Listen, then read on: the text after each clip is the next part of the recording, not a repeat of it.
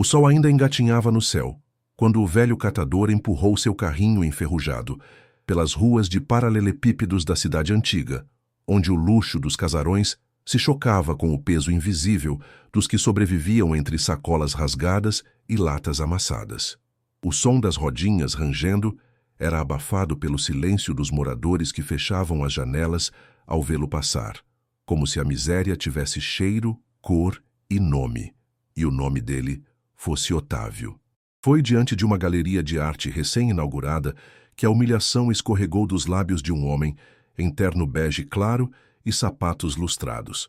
Ele cruzou os braços, observando Otávio vasculhar a lixeira atrás do prédio, e disse com desdém quase divertido: "Ninguém paga por lixo, meu velho." Era o colecionador milionário que dominava o mercado de arte da cidade, e naquele momento ria abertamente diante de uma dúzia de convidados da galeria, como se zombar de um catador fizesse parte da vernissage. Otávio apenas baixou os olhos e ajeitou a sacola no carrinho. Aquele tipo de desprezo já não o feria como antes, mas ainda deixava marcas invisíveis. A cidade o conhecia por seus passos silenciosos, seu boné surrado e o olhar que sempre mirava o chão, como se ali houvesse segredos que mais ninguém via. Otávio não pedia esmola. Ele andava dia após dia, procurando histórias perdidas entre papéis molhados, memórias esquecidas entre móveis quebrados, relíquias disfarçadas de sucata. Quando encontrava algo especial, uma moldura partida, uma página escrita à mão, um brinquedo antigo, ele levava para casa com o mesmo respeito de quem recolhe um tesouro. Sua casa era um cômodo nos fundos de um galpão abandonado, forrado de caixas organizadas por cheiro, cor e textura. Cada caixa tinha um nome. Cartas que nunca chegaram, rostos sem moldura, pedaços de infância. E havia uma caixa em especial, trancada com uma fita vermelha, onde Otávio guardava tudo que ele ainda não tinha coragem de entender. Era ali que ele colocaria o objeto que achou naquele dia, depois do escárnio do colecionador. Entre os sacos rasgados da lixeira da galeria, havia um embrulho velho, amarelado pelo tempo, escondido dentro de uma caixa de papelão. A maioria teria passado direto, mas Otávio tinha olhos treinados para o que não brilha à primeira vista. Ao abrir o pacote, sentiu um cheiro seco de couro antigo e o som de algo sólido deslizando dentro. Era um livro, ou pelo menos parecia ser. A capa era escura, com símbolos dourados já desbotados, e uma trava metálica o mantinha fechado. No canto inferior, quase ilegível, lia-se algo em francês. Le Journal du Peintre. Ele o segurou com cuidado, como se segurasse algo vivo, e o levou direto para casa, ignorando o calor que começava a pesar nos ombros e o riso que ainda ecoava na calçada da galeria. Nas noites seguintes, Otávio não conseguiu dormir. Deixou de lado o rádio velho, os livros rasgados e até mesmo o café fraco que costumava preparar com sobras. Ficava horas diante do objeto, tentando entender o que havia por trás daquelas páginas trancadas. Não ousava forçar a trava, como se temesse quebrar um pacto silencioso, até que decidiu levá-lo a alguém que pudesse ajudá-lo, não por dinheiro, mas por verdade. E verdade, para Otávio, era uma forma de dignidade. Foi então que procurou Marina, uma restauradora de livros raros que havia conhecido anos antes, quando encontrou um diário infantil entre os escombros de uma casa demolida. Ela o recebeu com olhos curiosos, como sempre fazia quando pressentia algo que não podia ser medido em cifras. Ao abrir o livro com as ferramentas certas, Marina ficou em silêncio por longos minutos. As páginas estavam em ótimo estado, apesar do tempo, e cada uma delas revelava algo impossível de fingir. Eram rascunhos originais de obras assinadas por um dos pintores mais misteriosos e cultuados do século XIX, Henri de Latour, desaparecido sem deixar rastros. Não eram simples esboços, eram estudos completos, manuscritos com reflexões filosóficas, mapas de luz e sombra, listas de pigmentos. Era como se alguém tivesse encontrado o caderno de alma de um gênio que a história havia transformado em mito. Marina segurou as lágrimas ao virar a última página. Isso não é só arte, Otávio. É uma confissão. É uma chave. Mas Otávio apenas abaixou os olhos, como sempre fazia. Não entendia de arte, mas entendia de valor. E ali, diante dele, havia algo que transcendia cifras. A notícia não demorou a vazar. Marina, mesmo jurando sigilo, havia feito algumas perguntas a um amigo historiador, e o boato se espalhou como fogo em palha seca. Em menos de 2 dias, colecionadores, curadores e jornalistas batiam à porta do galpão. Mas Otávio não abria. O livro estava de volta à caixa de fita vermelha, agora envolto em tecidos finos como se fosse um corpo sendo preparado para o sepultamento. E quando o colecionador milionário apareceu em pessoa, com seu mesmo terno bege e sorriso treinado, Otávio não levantou da cadeira. "Eu ofereço um valor inegociável", disse o homem, estendendo um cartão dourado. "Isso deve estar em um museu, e você pode finalmente sair dessa vida." Otávio ergueu os olhos devagar, e pela primeira vez em muito tempo, seu olhar não era de submissão, era de julgamento. "O senhor mesmo me disse que ninguém paga por lixo, não foi?" E se levantou, caminhando até a porta com passos lentos, sem se despedir. O colecionador ficou parado, sem saber se ria ou se desculpava. Naquela noite, Marina voltou ao galpão. Encontrou Otávio limpando uma velha estante, abrindo espaço entre os livros que ninguém quis, as fotos que ninguém reclamou. O diário de Delatour estava ali, como parte de uma biblioteca que só ele entendia. "Você não vai vendê-lo, não é?" Ela perguntou, ainda meio incrédula. Otávio sorriu com a leveza de quem nunca pertenceu ao sistema, que agora queria comprá-lo. "Se eu vendesse, ele seria esquecido atrás de um vidro. Mas aqui, ele respira." Marina não insistiu. Sabia que ali havia algo mais do que arte. Havia redenção. Na semana seguinte, o galpão que por anos foi invisível começou a atrair olhares antes ausentes. Jovens estudantes de arte, senhoras curiosas, repórteres discretos e até mesmo turistas com celulares em punho começaram a passar devagar pela calçada rachada em frente à porta de metal. Alguns tinham coragem de bater, outros apenas esperavam do lado de fora, como se esperassem que o velho catador surgisse em algum momento com seu carrinho, como nos velhos tempos.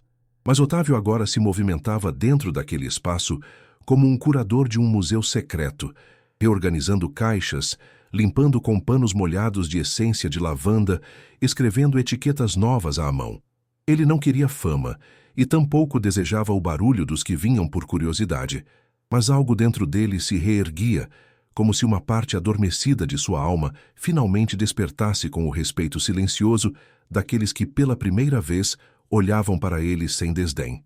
Marina, que passou a visitá-lo com frequência, sugeriu que ele montasse uma pequena exposição, só para os da vizinhança, disse ela, colocando os livros que encontrara em sua própria juventude ao lado do caderno de Delatour. Ela via no olhar de Otávio uma fé que se parecia com reverência. Não era só pelo objeto raro que ele encontrara, mas pela chance de mostrar ao mundo que até mesmo no lixo repousam sementes de eternidade. Assim, uma tarde de sábado foi marcada.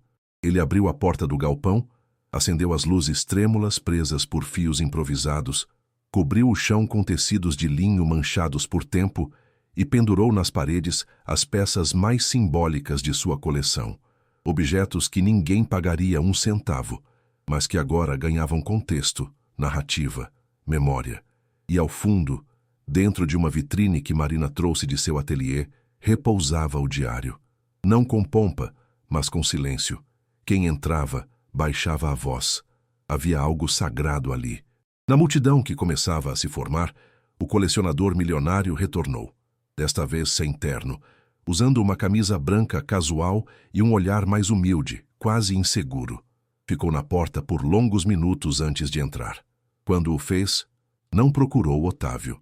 Apenas caminhou entre as caixas abertas, os quadros rachados, os bonecos sem braço, os bilhetes escritos à mão, e parou diante do diário. Olhou-o como se o visse pela primeira vez. Não com os olhos de um avaliador, mas com os de alguém que finalmente entendeu que havia perdido algo precioso. Não o objeto, mas a oportunidade de reconhecer grandeza onde todos viam sujeira. Ao sair, deixou uma pequena anotação no livro de visitas improvisado. Algumas fortunas não cabem em cofres. Otávio leu a frase horas depois, mas não comentou nada. Apenas sorriu para si mesmo enquanto organizava mais uma caixa com o nome. Coisas que dizem tudo sem uma palavra. A repercussão foi inevitável. A exposição improvisada ganhou espaço em um blog local, depois em um jornal independente, e semanas depois estava em uma matéria especial sobre tesouros urbanos e a arte da ressignificação. Um museu da capital entrou em contato, oferecendo uma parceria para abrigar temporariamente a coleção e incluí-la em um projeto educacional sobre memória, invisibilidade e valor. Otávio recusou, com educação, mas firmeza. Memória não se terceiriza, escreveu ele à mão em uma carta entregue por Marina.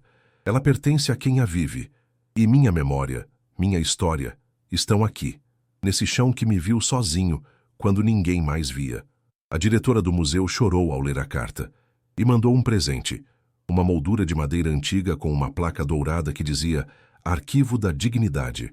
Otávio pendurou na entrada do galpão, acima da porta, não por vaidade, mas por justiça. À medida que o tempo passava, mais e mais pessoas encontravam naquele espaço uma espécie de cura, não pela beleza dos objetos, mas pelas histórias que Otávio contava ao mostrá-los. Havia um espelho trincado que, segundo ele, refletia a alma melhor do que os inteiros. Uma boneca sem olhos, encontrada numa lixeira de colégio, que ele dizia enxergar mais do que os adultos que a descartaram. Um relógio sem ponteiros que sempre marcava o momento exato em que alguém decidiu não desistir. Cada coisa ali tinha um nome, uma história, um lugar, e nenhuma delas, nenhuma mesmo, era considerada lixo. O diário de Delatour permanecia como peça central, mas já não era o mais valioso. O mais precioso era o que se passava entre as pessoas, o olhar que mudava, o silêncio que respeitava, a lágrima que escorria quando Otávio dizia: "Isso aqui não é um museu, é um altar." Certa noite, Marina apareceu com um convite impresso. Uma galeria renomada da França, especializada em diários de artistas e manuscritos de mestres plásticos, queria trazer o caderno de Delatour para uma exposição histórica. Pagariam passagens, estadia, seguro, uma compensação milionária. Era a chance de uma vida. Otávio leu o convite em silêncio. Depois o colocou de volta no envelope e o devolveu. Você sabe que esse livro só tem valor porque foi achado onde ninguém olhava. Se ele for exposto lá, vira fábula. Aqui, ele é testemunha. Marina compreendeu. Ela também já tinha entendido que aquele homem não estava interessado em glória.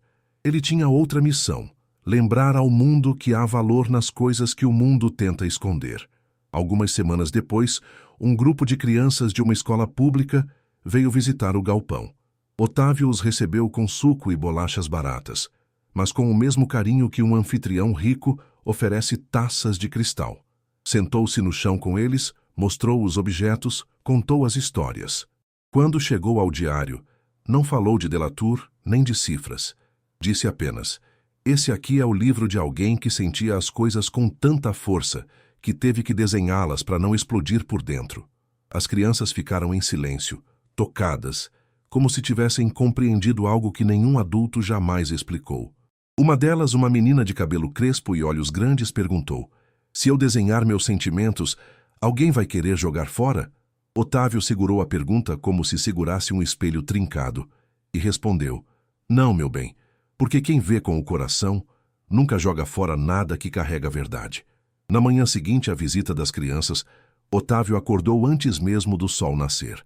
Havia sonhado com sua mãe, uma imagem antiga e quase desbotada em sua memória, segurando um pano molhado, limpando seus joelhos ralados depois de uma queda, dizendo com doçura firme: "O mundo vai tentar te fazer acreditar que você é descartável. Mas não acredite, meu filho. Você tem valor porque respira, porque sente, porque existe." Ele abriu os olhos com essa frase, ecoando dentro do peito como um salmo pessoal. Levantou-se, passou um café fraco e começou a organizar as caixas de novo, como fazia sempre que seu coração se agitava.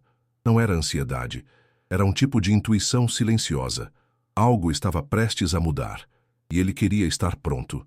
Foi nesse mesmo dia que um carro preto estacionou discretamente diante do galpão. Dele saiu um homem magro, alto, usando um casaco escuro e óculos grossos. Ele não parecia parte do mundo das galerias, nem do circuito de arte.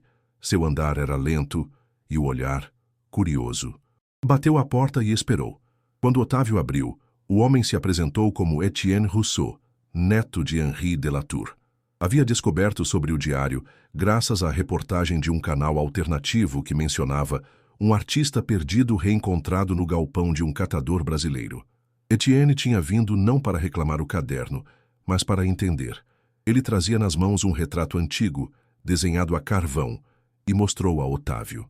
Era o rosto do pintor, cercado de traços intensos, e no canto inferior havia uma assinatura familiar. Minha avó sempre dizia que Henri desenhava como quem escrevia com o sangue. Otávio assentiu com a cabeça, em silêncio. Depois caminhou até a vitrine e, com cuidado cerimonial, retirou o diário. Colocou-o nas mãos de Etienne sem dizer palavra. O homem folheou as páginas com reverência. Seus dedos tremiam. Seus olhos marejaram. Ele era considerado louco nos últimos anos. Diziam que havia desaparecido para fugir das pressões, mas minha avó sempre acreditou que ele havia deixado tudo para trás por causa de uma única obra que nunca teve coragem de mostrar. E então, ao chegar à última página, Etienne parou. Havia ali, desenhado com linhas finas e intensas, o esboço de uma pintura jamais conhecida. Uma figura de costas, empurrando um carrinho carregado de objetos deformados, caminhando sob um céu de nuvens escuras, mas com um feixe de luz caindo diretamente sobre ele. E no rodapé uma frase em letras quase apagadas: a alma dos rejeitados é onde Deus mais se revela. Otávio não conseguiu conter o nó na garganta. Aquela imagem era ele, ou alguém como ele, e aquilo o atravessava como um sopro divino. Etienne passou horas no galpão naquele dia. Não fez propostas, não tirou fotos. Apenas sentou-se entre as caixas, ouviu as histórias de Otávio, tocou nos objetos com cuidado, perguntou os nomes das seções e, antes de partir, entregou a Otávio uma pequena moldura com o desenho de seu avô, aquele que havia trazido. Essa obra nunca foi exibida. Estava escondida no fundo de um baú, na casa da minha avó. Ela dizia que era o único retrato que ele desenhou sem olhar no espelho. Otávio aceitou o presente com um leve aceno, e naquela mesma noite pendurou o retrato ao lado da porta do galpão, abaixo da placa Arquivo da Dignidade. Não como troféu, mas como memória partilhada. Os dias seguintes foram tomados por uma calma quase sagrada. As visitas continuavam, mas em silêncio. As crianças voltavam sempre que podiam, algumas trazendo objetos encontrados nas ruas, querendo doar, querendo também contar histórias. Otávio as ouvia com atenção de mestre, anotava detalhes, fazia perguntas. Cada novo objeto era incluído em uma caixa nomeada, com palavras que pareciam saídas de poemas. E o galpão, antes escuro e úmido, agora respirava luz. Não porque havia sido reformado. Ainda era simples, com teto de zinco e cheiro de poeira, mas porque agora era habitado por olhos que viam além da aparência. Era como se o mundo ali dentro fosse outro. Certa noite, Marina encontrou Otávio sentado em sua cadeira de lona, com os olhos fechados e um sorriso leve nos lábios. Ao seu redor estavam espalhadas dezenas de caixas abertas, como se ele estivesse reorganizando tudo pela última vez. Ela se aproximou devagar, respeitando o silêncio. "Está tudo bem?" perguntou. Otávio abriu os olhos devagar e respondeu com voz baixa: "Sim, pela primeira vez está tudo exatamente como deve estar." Ela então estendeu a ela uma pequena caixa de papelão, envolta em tecido branco. "Quando eu for embora, quero que abra isso e leia em voz alta." Marina quis perguntar: "Embora para onde?" Mas se conteve. Havia algo naquele momento que não podia ser quebrado com perguntas. Na manhã seguinte, Otávio não saiu para catar recicláveis. Não abriu a porta do galpão. Não acendeu as luzes. Marina estranhou. Foi até lá, bateu com leveza. Chamou pelo nome. Quando entrou, encontrou-o deitado em sua rede, os olhos fechados, o corpo sereno. Ao seu lado, um bilhete escrito à mão. Tudo que era descartado encontrou seu lugar.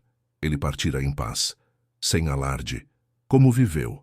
Marina segurou as lágrimas, caminhou até o centro do galpão e, diante das caixas e do diário, abriu a pequena caixa que ele lhe entregara. Dentro havia um papel dobrado com uma única frase: "O valor de algo está nos olhos de quem ama, não nos olhos de quem compra." Ela leu em voz alta com a voz embargada: E naquele instante, todos que estavam ali baixaram a cabeça em respeito. O galpão se tornou santuário. Nos meses seguintes, a prefeitura reconheceu o lugar como um espaço cultural independente. Museu do Invisível foi o nome escolhido pela comunidade, embora os que o conheceram de verdade ainda o chamassem de o Galpão do Otávio. Marina assumiu a curadoria do acervo sem mudar nada, apenas acrescentando etiquetas com as histórias que as pessoas continuavam enviando pelo correio. Cartas, fotografias, fragmentos de vida que encontravam ali um lugar seguro para existir. O diário de Delatour continuava na mesma vitrine, agora ladeado por uma cópia do esboço da figura do carrinho. E acima dele, pendurada discretamente na parede, uma frase gravada em metal simples: "A alma dos rejeitados é onde Deus mais se revela." Na cidade, ninguém mais ria do velho catador. Seu nome era lembrado em palestras, escolas, encontros de arte. Mas o mais importante não era a fama póstuma. Era o que ele havia deixado. Um legado de dignidade, de sensibilidade, de resistência. Otávio ensinou que o mundo não precisa ser grandioso para ser eterno, que há beleza onde há verdade, e que às vezes basta um olhar, um só olhar verdadeiro, para transformar o que todos chamam de lixo em algo que vale mais do que qualquer fortuna.